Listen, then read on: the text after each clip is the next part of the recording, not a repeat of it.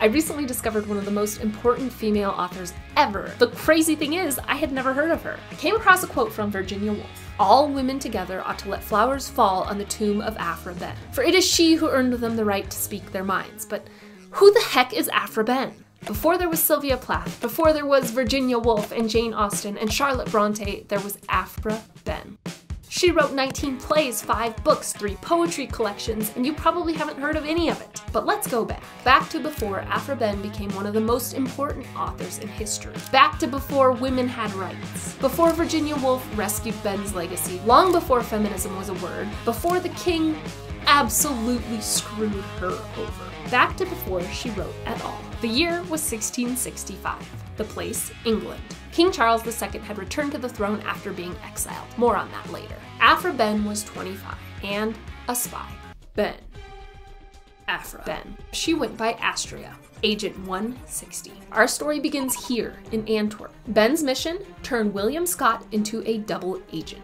William Scott's father had been one of the men who executed King Charles I, so William was living in Netherlands. But he was eager to get back in England's good graces and give them information. Or so they thought. He ended up turning on Aphra Behn, leaving her not only with a failed mission, but stuck in Antwerp with no money. The king had not paid her what she was owed, and she begged him to send her money for her work, asking him to tell her what she is to do and not let me be disgraced and ruined in a strange place. She heard nothing.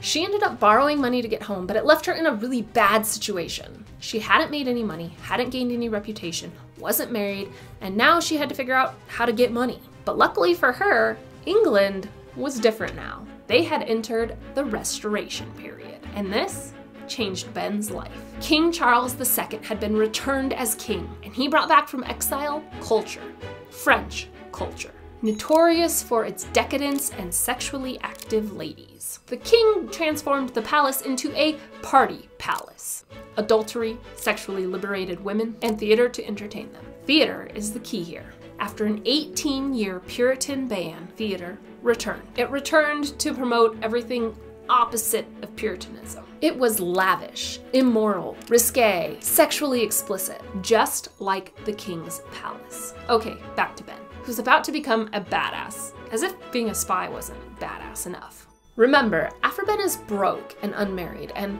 this is not a great time in history for single women. So she began to write plays for money, at a time when nobody wrote for money, men included. Writing was seen as a leisure activity. People did it for their own amusement. Male playwrights also typically had paid jobs on the king's court or as men of letters. Men of letters were literate men, able to read and write, and at this time literacy was rare, so their skills were highly valued in upper class society.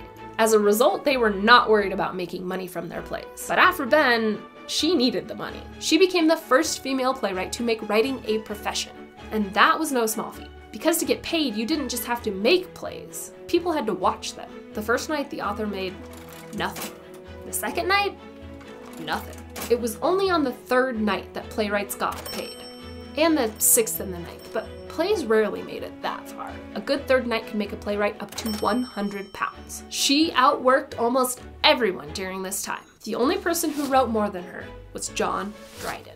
Other playwrights weren't even close. But let's not forget, she was a woman, so her plays were not received the same. John Dryden became the dominant literary figure. He became the first poet laureate. Literacy circles respected him so much, they called the entire Restoration period the Age of Dryden. Behn was considered a prostitute because she was making her writing and her mind public. Men were shocked that Behn would insult the modesty of her sex by making blatantly sexual plays like they did. The type of plays popular at this time were particularly offensive if they were coming from a woman. You're just a woman with a brain a third the size of us. It's science. Aphra Behn was still popular, just not respected. The Rover is her most well-known play, and it had all the makings of a Restoration comedy. Sex, prostitution, infidelity, witty dialogue, but it also questioned things like forced marriage and the woman's role as a vessel. She was pushing back on boundaries, suggesting women should have rights to their sexuality. At the very least, sex and marriage should be reciprocal. She wrote plays until it wasn't lucrative to write plays anymore. Then she wrote poetry and books. She wrote poetry about a man's impotence from a female's perspective. Poetry about female pleasure and sexuality. She was radical. But not only was she radical in poetry, her most famous work is actually a book, Oroonoko. Oroonoko is about a black prince who is kidnapped from Africa, enslaved, and taken across the ocean to Suriname, where he tries to organize a slave revolt but is betrayed. It commented on imperialism, the slave trade, race, Christian hypocrisy, morality, long before Harriet Beecher Stowe and abolitionist movements. Oroonoko is the first book to question slavery. It seems like everyone should know her for this, right? But no, barely anyone does. And that is because of what happened after she died. She died shortly after writing Oroonoko and was buried in Westminster Abbey.